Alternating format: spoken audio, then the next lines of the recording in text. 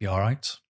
My name's Paul. I've got autism and I make random videos based on my version of autism and the way my head works, and I stick the videos on the internet just in case you fancy giving them a watch.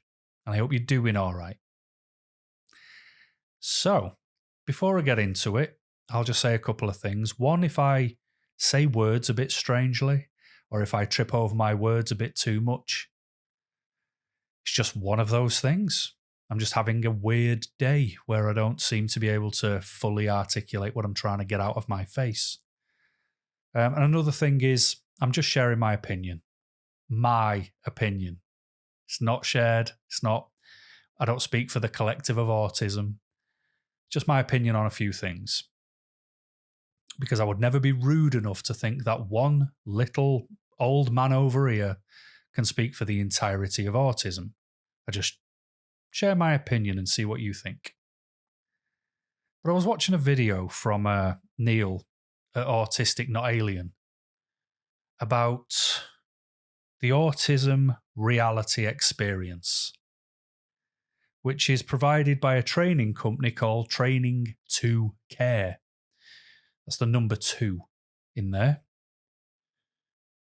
And at first I thought it was a bit of a joke where he was saying that you can get on a bus and you can learn about autism, you can experience it. I thought it was like sort of making a mockery of a few of the educational packages out there where autism's concerned. But he wasn't. It's a real thing. You and 23 of your finest delegates can pay the price of £1,140 and have this bus come to you. And you can have an autism reality experience. I struggle with that. I struggle with that greatly because I think I struggle with the word experience because I don't know how you experience autism. Just spending time having a coffee with someone doesn't mean you experience autism. We're not planning on getting together and putting on a theatre production so you can enjoy a night of entertainment whilst you experience autism. Experience. So I did a bit of a dive myself. Neil's video is more than good enough, but I thought I'll have a nosy myself and see what's going on. And ultimately, I think I've come to a conclusion. So I don't need to go on the course because there is a video on their website which told me everything I need to know. And I think what they need to do is actually accurately reflect what type of experience you will receive, because an autistic one is not true. However, what I will say is if anybody from that company goes, Paul, do you want to come on this experience? See it for yourself, see what we offer, and then do an accurate video based off it, I will say, yes, I absolutely will do. Thank you very much. I'll bring this video down and put the video up where I get to do it, but I'm not paying $1,000 to experience something that I already am. So I've read reviews from people who are not autistic. They say it's brilliant. I've read reviews from people who are autistic who've gone, what on earth was that? That's not autism. I don't know what they're doing with that. Now, I'm more inclined to believe the autistic people because they know their own mind and would know if that accurately represents autism. But then this is where it gets a little bit confusing. Maybe there's some porcupines being told lies. Because it says in the write-up that the CEO of this company worked alongside 150 autistic people to put this course together. So if they did that, first of all, where do you find 150 autistic people? We're not cattle. You can't just use us and kick us out in a field afterwards. 150? How are you going? If you've met one autistic person, you've met one autistic person. How would you get 150 autistic people to agree that this is a cracking course? Not really buying that one myself. Because I also have a concern with that as well. The fact that it says CEO and 150 autistic people, name them. Who are they? Because if I was ever involved in a part of research that helped build a project, my name would be on it. I've been involved in research. I've helped put together draft copies of guidance in relation to fire. Guess whose name you find in the back? Mine. So where's the name of these 150? But like I say, I think there's a few porcupines being told, because if you look at the dates as well for upcoming courses, they're busy on Christmas Day, Boxing Day, New Year's Eve, New Year's Day. And as much as people might want to go on this course, I can't see them giving up Christmas, can you? So, not too sure myself. However, like I say, the video told me a lot. The video was very telling, because if you watch it on the website, you'll see exactly what type of course this is, or experience, should I say. Because people are going on, they're going in the bus, they're putting on gloves, they're putting on ear defenders, or headphones. They're putting on frosted glasses where you can't really see through it. You can see flashing lights on the walls. You can see them handling things with gloves on. There's a television on in the scenery, and the thing on the television is shaking, and it's busy and it's staticky, and they were ultimately aiming to create a sensory overload experience. So you've heard of autism meltdowns? So an autism meltdown, for me, there is big differences, but an autism burnout is doing too much for too long. So over a prolonged period of time, you take from your resource, you give your resource to others, but you're draining, you don't realize, and before you know it, you crash and you need to recover. Autism meltdowns are too much, too quick, too soon, too much. And it just rapidly builds up, and you need to escape that. Otherwise, you will outburst. Somehow, some way, you will just need to get out of there. My way is to just turn around and walk and keep walking. Whatever's going on, whatever's being said, forget it. I'm done. I'm out. Because I need to be able to breathe. I need to be able to have that.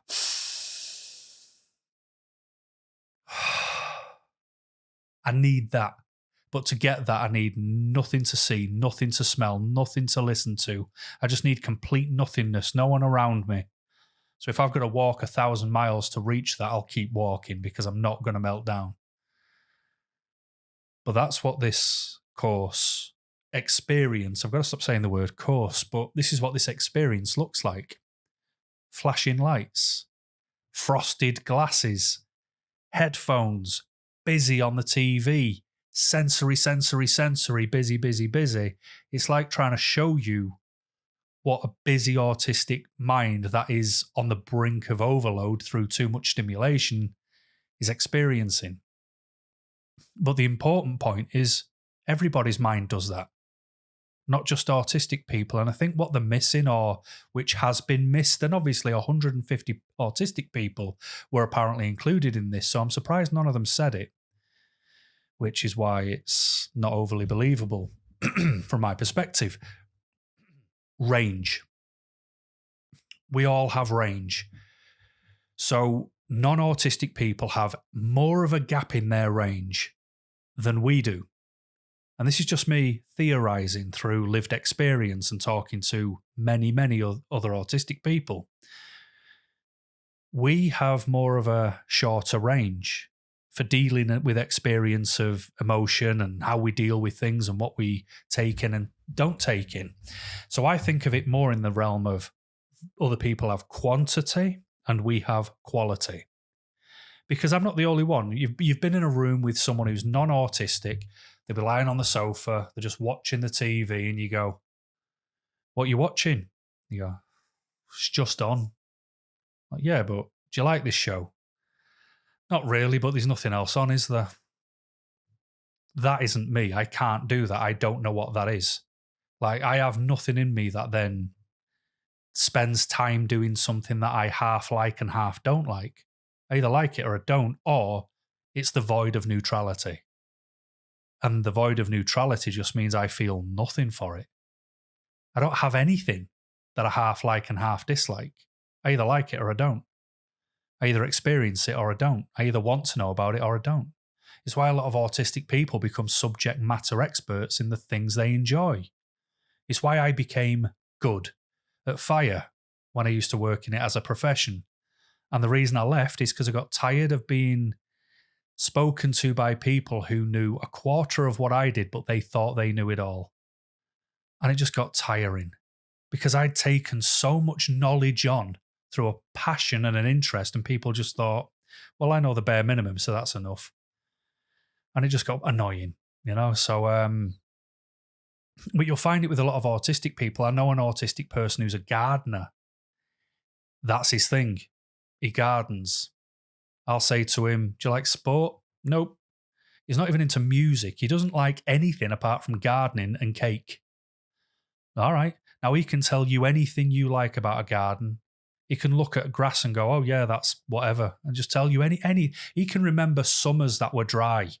Oh, there was nothing drier than the summer of 1974. I remember having to go around watering everything that we'd planted so it didn't die. That was my job from getting up in the morning.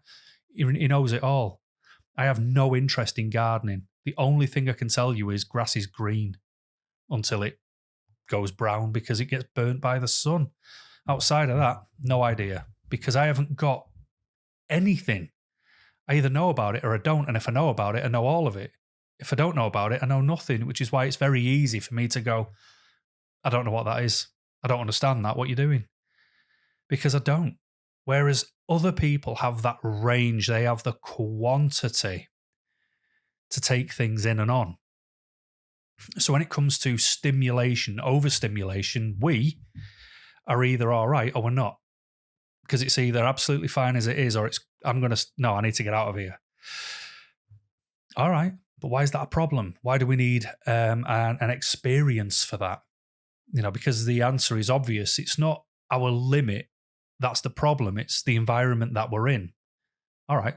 Can we control that bit? Yeah. Yeah, we can.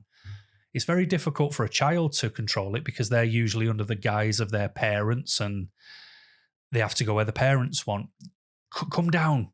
Your auntie's here. Speak to your auntie. It's Christmas. Come on, we're all going to your uncle's house. You know, you're forced to partake and you don't want to be a part of it. And then you get called out for being weird. It's like, if I could just chill out in my own space, in my own place, I wouldn't have to deal with this. So when you do get older, that shorter range of what you deal with and what you don't deal with, things that can push you to a sensory difference, you can avoid because that's the part you can control. Like I can't control how triggered I might get by something because I hit my limit and I've got to get out of there. But I can control if I end up in that situation in the first place. We're having a party, you coming? No.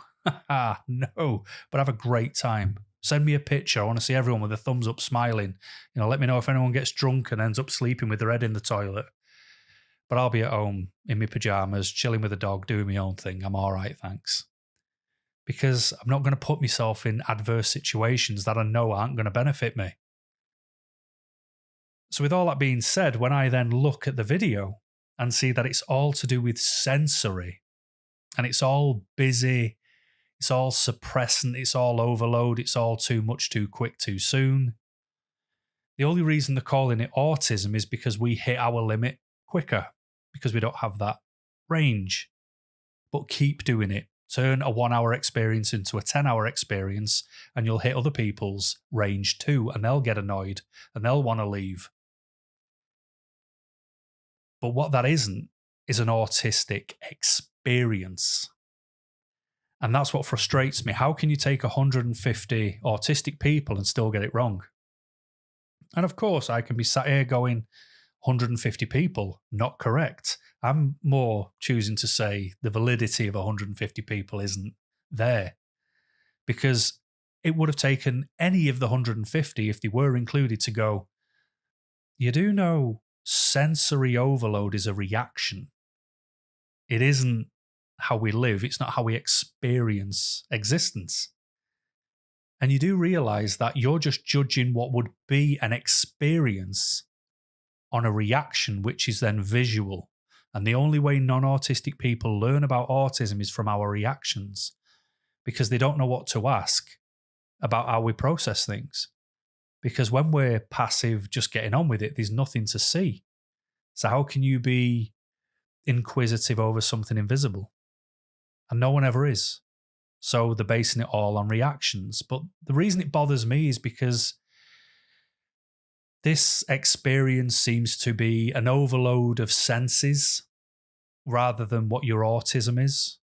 They're trying to make it out that we have an assault on our design and we react terribly. We don't know what to do. We become, we have wobbly heads. We don't know what to do with everything. But if you're just trying to simulate distress, the distress that we might go through by things just not being the way that we would design them, well, how are you going to then show what joy looks like, what happiness can look like, what focus can look like, the depth in which we consider things and process engineer, the logic, the justice, the factually accurate necessity to survive, the straight talking and why it's needed, and then how we can say something so deeply accurate to someone, for some reason they still manage to misinterpret it. Because we can explain anything you want, but we can't understand it for you. And people love to take the most obvious way that we've said something and completely balls it up, and then still somehow try and blame us later on. Where's that on your bus? Don't know. How can you show communication differences by putting on a pair of gloves and frosted glasses and fumbling about in a box? How can you show different learning styles or process delay? I suppose the only way they'd be able to show process delay is if they got a coffee machine with a coffee filter on it, put all of the coffee on top and then watch it drip through slowly. Because that's what happens in my mind. I get info dumped on and my mind has this filter in it, which is just trying to take the concentrate of the accuracy of what I need to take. So it's a much, much slower process, but it's just trying to take the best of it. Because people love to muddy the water and throw in a ton of other things, and you're thinking, do I need to remember that as well? Or like I went on a course for Legionella. I learned more about the man, his ex-girlfriend in Philadelphia, cooling towers on top of buildings. Well, what's that got to do with the course? Just give me the information. It'll work. What about monotropism? How can you talk about that on a bus?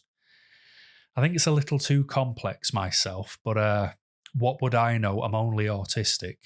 Not experiencing it though, I'm just living it. That's the difference. But you can't turn a lived experience into a spectacle, like a freak show with strobe lights. I just think it's all done with a very negative connotation in relation to autism. I'm sure they didn't intend it to come across that way. But to autistic people, it does. Trying to make autism look like chaos when the last thing any autistic person wants is chaos. We are pacifists. We want the background. And every time we get accused of, oh, you're just making this, you're doing this just for a reaction. Well, no, I'm doing this because I've told you 20,000 times I can't do this. I don't want to do this. You keep forcing me to do it, and I don't know how to make you listen.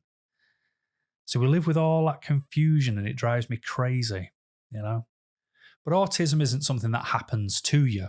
That's why it's so hard for me to settle with the word experience.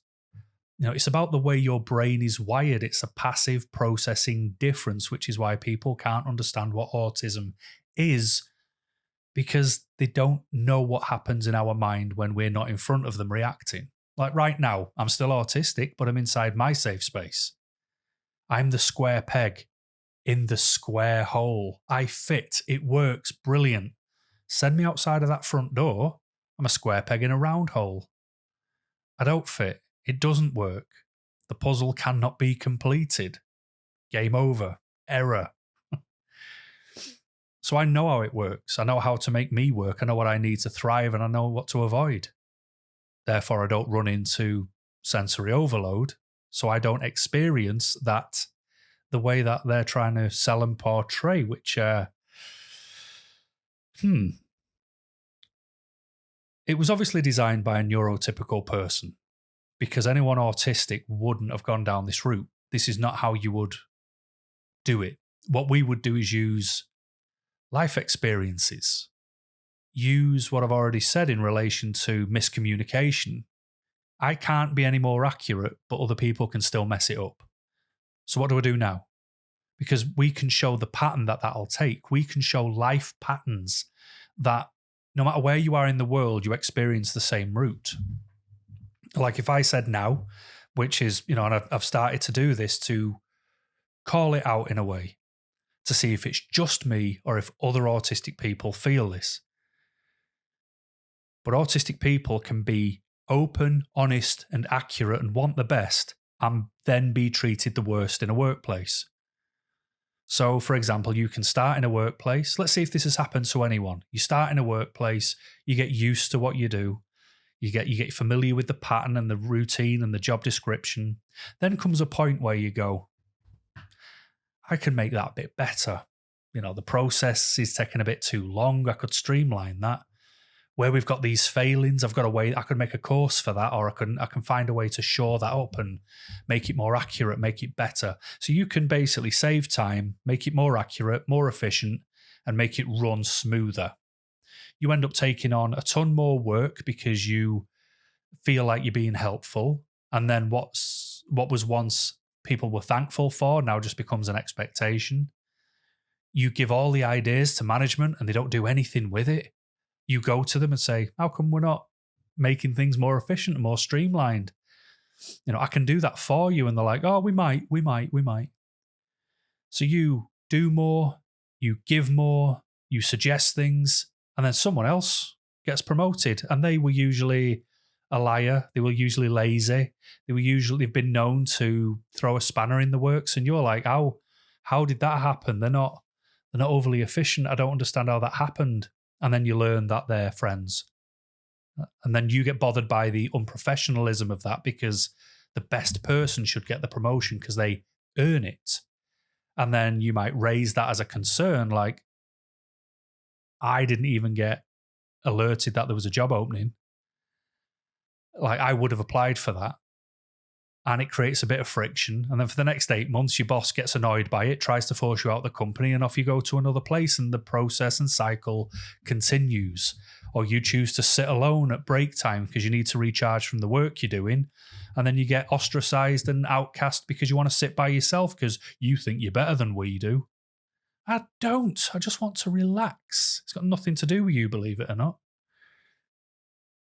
So there's just a couple of lived experiences. Now, if I was going to put a bus together to show people what it's like to be autistic, it would all be about the miscommunication, the mismanagement of taking accuracy and then converting it into something else, and how we have to deal with the fallout of that because we stay accurate, truthful. The need for honesty is essential.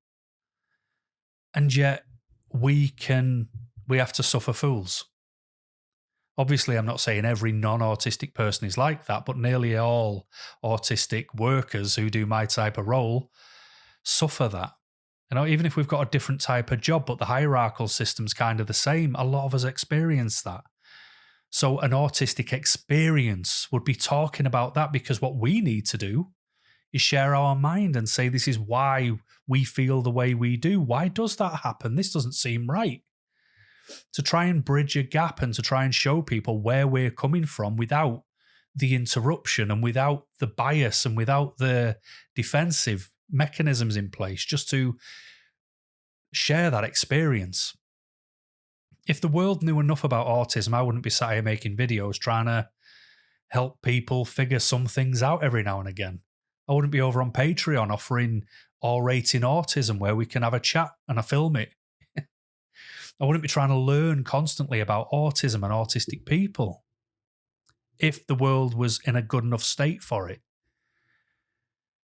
But the injustice in me that I feel, because this is not something to be feared, it's something to be revered. And people need to know about it accurately, not by throwing themselves on a bus for 1,140 quid for 24 delegates to go and mess around with a bunch of sensory stimuli.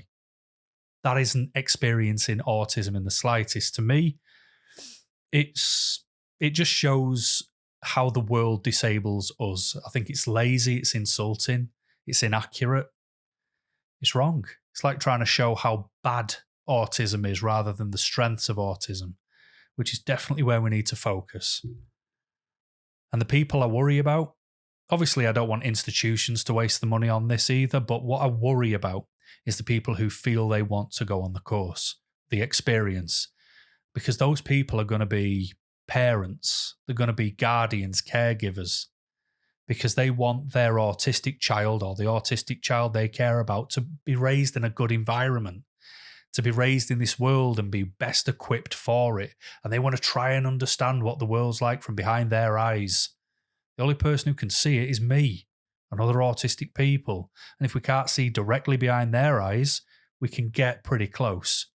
Much closer than a non-autistic person would by throwing you in a room with frosted glasses and a set of ear defenders on.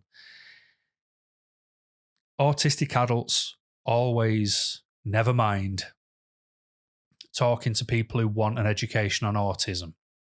And if people are going to put a course together, they need to include us, because otherwise people are going to pay their hard-earned money to go on something like this and still not know anything more about autism than before they parted with that cash and got on a bus.